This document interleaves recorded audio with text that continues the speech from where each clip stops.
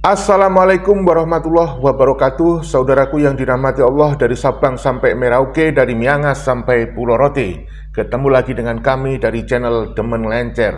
Pada kesempatan kali ini masih kita bahas terkait dengan adanya bencana yang menimpa bangsa Indonesia di sejumlah wilayah. Karena hal itu kemudian ada sejumlah pejabat negara yang membuat lucu-lucuan, bahkan drama, pencitraan. Nah, dari sini kemudian juga ada pejabat yang diduga tidak memperhatikan warganya, sehingga warga menuntut kepada mereka. Dan warga meminta sejumlah menteri supaya mundur, dan kepada Bapak Prabowo supaya mereshuffle mereka.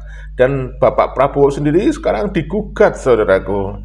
Nah, bagaimana masalahnya? Apa persoalannya? Bagaimana beritanya? Kita simak beritanya berikut ini. Raja Juli Antoni minta bantuan Kapolri untuk mengusut kasus kayu gelondongan. Sandiwara macam apa? Saran kita nih Pak, coba tanya sama temen main dominonya. Biasanya kalau satu circle saling kenal. Lagian Bapak main balak 6 sama pelaku balak liar. Iya. Tapi kan ngelesnya itu kan terpotong secara alami. Bener. Makanya tuh bener dia disuruh mundur. Bahkan kata anggota DPR, dia nggak ngerti apa-apa soal kehutanan. Bener. Orang rambutnya aja lebih tebal dibanding hutan Sumatera. Rambutnya tipis banget ya, mau ditanamin kelapa sawit. Gak apa-apa kan, sama-sama tanaman. Orang sama-sama ada daunnya. Kayak pernah denger sering ngomong. Ya. Ini aku keganggu banget setelah melihat semua background pendidikan dari 3 menteri yang sangat disoroti saat ini akibat bencana yang terjadi di Sumatera. Yang pertama, Menteri Kehutanan. Coba kita cek background pendidikannya. Dia itu lulusan dari Darul Arkam Muhammadiyah Islamic Boarding School di Jawa Barat, di Garut. Terus S1-nya dia dapat Bachelor Degree in Al-Quran Tafsir Science di IAIN Syarif Hidayatullah tahun 2001. Jadi dia ini gak tahu kenapa bisa. Terus yang ketiga, dia dapat Magister Degree-nya dari Department of Peace Studies. Cocoknya ini kalau mau dipaksa menjadi menteri, ini cocoknya jadi menteri agama. Dari background pendidikannya, kenapa pula dia nyasar menjadi menteri kehutanan? Terus menteri yang kedua ini, kita lihat dulu background pendidikannya. Pak Sulhas, yang mana mantan menteri kehutanan juga di era Pak SBY, dan sekarang menjabat menjadi menteri koordinator bidang pangan. Kita lihat, oke, lihat guys, ya. Menyelesaikan pendidikannya menengah ke atas di SMA Negeri 5 Jakarta. Terus dia ambil program sarjana Fakultas Ekonomi. Nah, yang ini S1-nya ekonomi. Nah, kita lihat pasca sarjananya. Pasca sarjananya pun juga Magister Manajemen tahun 2023. Nggak tahu sih fokusnya apa deh. Terus bisa-bisanya sarjana ekonomi, terus pasca sarjananya S2-nya itu manajemen, bisa menjadi ketua MPR RI, bisa menjadi mantan menteri kehutanan, sekarang menjadi menteri koordinator bidang pangan.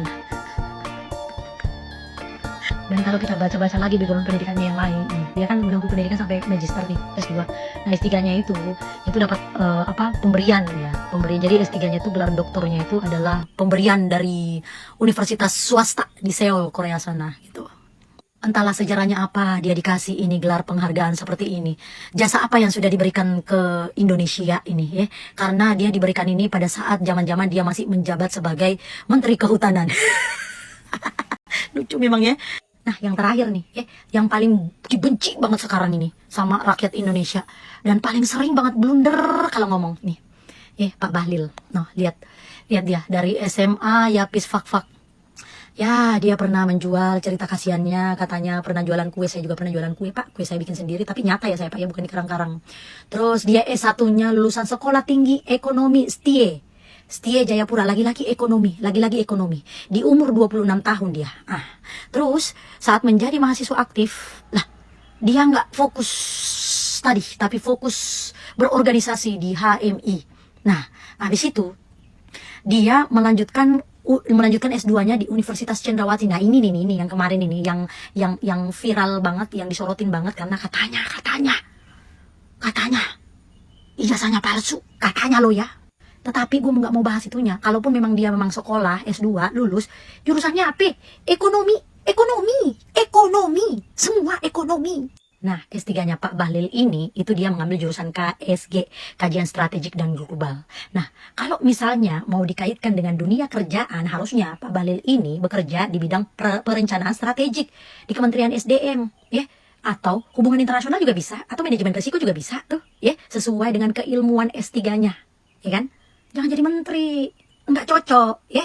Yang cocok menjadi menteri SDM itu Menteri SDM yang background pendidikannya itu teknik pertambangan. Tuh, bisa tuh. Teknik perminyakan. Nah, bisa tuh, ya. Paling enggak S1, S2, S3-nya itu teknik tentang pertambangan, perminyakan tuh. Kayak gitu tuh. Kayak gitu harusnya. Lah ini background pendidikan nggak cocok diangkat jadi Menteri SDM hanya karena dia mantan pembabat hutan, mantan pemain pertambangan di Indonesia. Terus jadi ketua HIPMI, sekarang jadi ketua Partai Golkar. Beginilah aku bilang kenapa pendidikan di Indonesia itu hancur. Karena apa? Jurusan dan keilmuan itu bukan lagi satu tolak ukur untuk mendapatkan pekerjaan, bahkan menjabati jabatan strategik. Pokoknya di Indonesia itu yang penting lu punya koneksi orang dalam dan lu pandai menjilat, ya. Lu jurusan pertambangan bisa jadi menteri agama.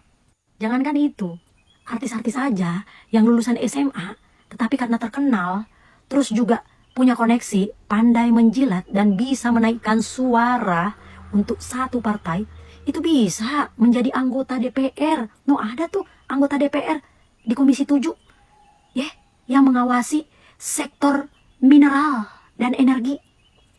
Ini juga nih anggota DPR yang kemarin datang ke Sumatera pakai ala-ala rompi anti peluru gitu kelihatannya, ya. Apapun itu, pokoknya yang kelihatannya kayak gitu. Nah, kita lihat background pendidikannya. Dia sempat berkuliah tapi mengundurkan diri di Universitas Pelita Harapan. Yang kedua di Institut Komunikasi dan Bisnis LSPR, tapi di DO dia. Terus pendidikannya yang terakhir di Universitas Oxford, tapi dia Brasenose College, Digital Diplomasi, tapi Summer School Program. Ini bukan S1, cuk. Jadi dia ini lulusan SMA aja.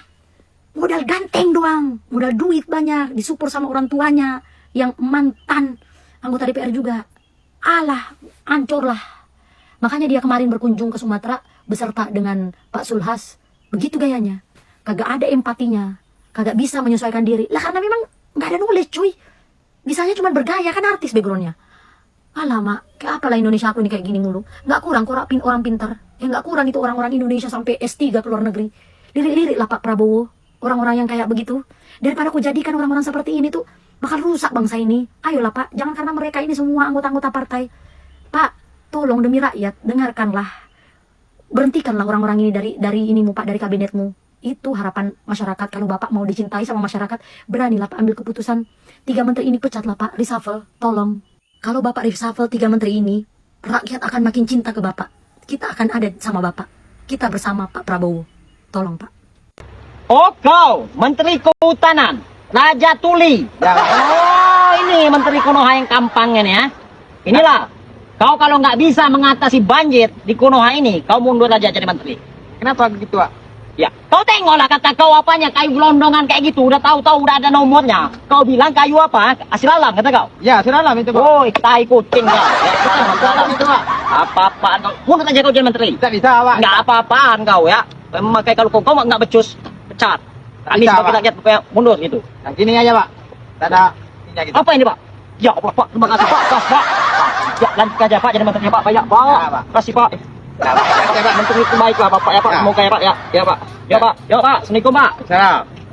Sudah baca berita artikel hari ini. Prabowo soroti Bupati Aceh pergi umroh saat bencana. Minta Mendagri mencopot Bupati Aceh tersebut.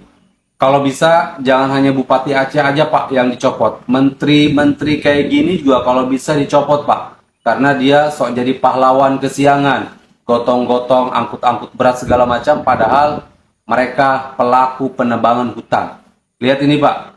Dia yang mengizinkan 1,64 juta hektar hutan dibabat untuk dijadikan lahan sawit. Ini Pak yang harus dicopot orang ini. Orang ini juga Pak kalau bisa dicopot karena dia yang bertanggung jawab penuh atas banjir bandang yang terjadi di Sumatera. Nih, Menteri Kehutanan alias si Raja Hutan. Ini juga wajib dicopot, Pak. Selain itu juga ini ini yang bikin marah bahaya nih. Menyamakan atau membandingkan bencana banjir di Sumatera dengan bencana gunung meletus saat menimpa dia. Orang ini juga nih Pak, pemilik perusahaan PT Toba Lestari. Orang ini juga yang menghabiskan hutan yang ada di Sumatera untuk kepentingan pribadi sendiri. Ini juga kira-kira mau disikat nggak nih Pak? Kira-kira Bapak Presiden berani nggak mencopot orang-orang tadi yang sudah membuat Indonesia hancur? Kan katanya Bapak kemarin berorasi akan mensikat habis orang-orang yang menyusahkan rakyat, orang-orang yang membuat rakyat menderita. Berani nggak Pak? Salam akal sehat. Gue barusan ngeliat berita begini nih, Prabowo minta Mendagri copot bupati yang lari dari tanggung jawab saat banjir Aceh. Bener, cabut be, no yang pergi umroh no cabut. Tapi jangan dia doang Pak yang dicopot. Nih si berdebah ini juga kudu dicopot nih, sama no si Raja Juli. Orang lagi pada berduka malah adu nasib, kan dongo gitu. Kata dia nih, Balil pahami korban banjir Sumatera. Saya pernah rasakan gunung meletus, beda. Gondang beda, deh gue gablogin loh. Kalau gunung meletus itu bener-bener bencana alam. Kalau di Sumatera, kayu gelondongan, beda. Dan buat gue tajong baik lo. Otok mata lo no di Sumatera banyak banget kayu gelondongan pada anuan ngikut banjir. Enak banget gue sama orang ini atuh nih. Dan buat gue kecoh gue rasanya. Jangan disamain ya gunung meletus sama banjir gelondongan. Yang di Sumatera kayu gelondongan bukan gunung meletus. Deh gue tajong lo. Otak kalau isinya tai begini nih, badan banget lo. Pemerintah Indonesia, di bawah kepemimpinan Presiden Prabowo Subianto, digugat oleh seorang advokat asal Jakarta Barat, Arjana Bagaskara, ke Pengadilan Tata Usaha Negara, PT-UN, Jakarta. Gugatan Citizen Lawsuit ini diajukan karena pemerintah dinilai lalai dan tidak kunjung menetapkan bencana banjir besar di Sumatera sebagai bencana nasional. Berhenti berdebat kenapa bencana Sumatera belum dijadiin bencana nasional. Berhenti karena alasannya udah jelas karena malu. Itu tuh aib bagi sebuah negara. Gak ada negara satupun di dunia ini yang mengeruk hasil alamnya, mengeruk sumber daya alam tanpa mikirin cara pemeliharaan alamnya. Gak ada, cuma di Indonesia. Makanya mereka gak mau sampai orang luar negeri bantuin negaranya karena malu ketahuan. Ntar ketahuan jelas boroknya, ntar ketahuan jelas korupnya, ntar ketahuan jelas blow-onnya. Makanya berhenti berdebat soal itu karena udah jelas mereka tuh malu dengan aibnya sendiri. Gugatan ini menyoroti dampak bencana yang melanda Aceh, Sumatera Utara, dan Sumatera Barat yang dilaporkan telah menewaskan 753 jiwa, hilangnya 650 korban, dan membuat ratusan ribu jiwa mengungsi. Arjana turut menggugat Menteri Kehutanan Raja Juli Antoni, Menteri Keuangan Purbaya Yudi Sadewa, dan Kepala BNPB Letjen TNI Suharyanto. Ia menilai deforestasi ilegal menjadi pemicu kerugian besar dan menuntut ganti rugi. Bikin geram netizen, beras 60.000 per kilo dalam tabel bantuan senilai 73 miliar rupiah. Kejanggalan beras 60.000 jadi sorotan nasional. Rincian bantuan Kementan senilai 73 miliar rupiah viral setelah publik menemukan kejanggalan mencolok dalam laporan resmi. Yang paling disorot adalah harga beras. Dari tabel, total 1,3 miliar rupiah untuk 21.000 kilogram menghasilkan harga sekitar 60.000 per kilo. Netizen langsung bereaksi. Banyak yang membandingkannya dengan harga pasar yang jauh lebih rendah dan mempertanyakan akurasi data tersebut. Hingga kini, belum ada penjelasan dari Kementan apakah tabel itu final, data sementara, atau sekadar kesalahan input.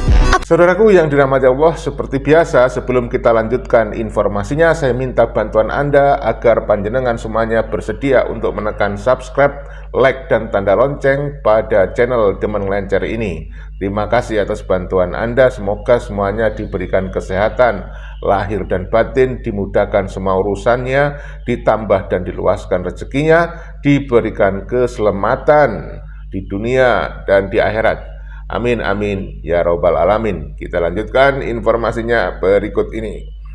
Di tengah penanganan darurat, sebuah lapas di Kabupaten Aceh Tamiang terendam banjir hingga mencapai ketinggian atap. Menteri Imigrasi dan Pemasyarakatan, IMIPAS, Agus Andrianto, mengonfirmasi bahwa seluruh narapidana terpaksa dikeluarkan atas alasan kemanusiaan. Agus menegaskan bahwa pelepasan ini dilakukan untuk menghindari korban jiwa dan pihaknya telah berkoordinasi dengan TNI Polri. Warga binaan yang dilepas ini akan diinventarisasi dan dibawa kembali ke lapas setelah kondisi pulih. Sementara itu, Presiden Prabowo Subianto memimpin rapat terbatas di Posko Terpadu Penanganan Bencana di Pangkalan Udara Sultan Iskandar Muda, Aceh Besar, Minggu, 7 Desember 2025. Kunjungan kedua Prabowo ini, seperti dijelaskan oleh Mensesnek Prasetyo Hadi, untuk mempercepat pemulihan di Aceh yang kondisinya masih belum pulih total. Dalam rapat tersebut, Prabowo menginstruksikan Kementerian PUPR dan TNI untuk merehabilitasi jembatan dalam waktu 1 minggu dan memerintahkan perbaikan terhadap sawah, bendungan, dan rumah yang rusak akibat bencana. Presidennya kan lansia, lemot gerakannya. Lagian lansia ngapain sih jadi presiden? Punya wakil juga pelangap-pelongo tuh wakil presidennya. Lagian anak masih kecil disuruh jadi wakil presiden. Emang bisa? Maksa sih begitu, nih negara maksa, tau nggak? Udah ketuaan jadi presiden, masih kemudaan jadi presiden, ngawur makanya jadinya. Udah nggak usah lama-lama, turun aja deh. Nggak perlu lama-lama, makin hancur. Yang ada nanti bukan cuma 1-2 orang yang mati, semuanya kayaknya. Negara ini mati yang ada bisa-bisa. Jadi laporan 97% kepada presiden itu salah, tidak benar.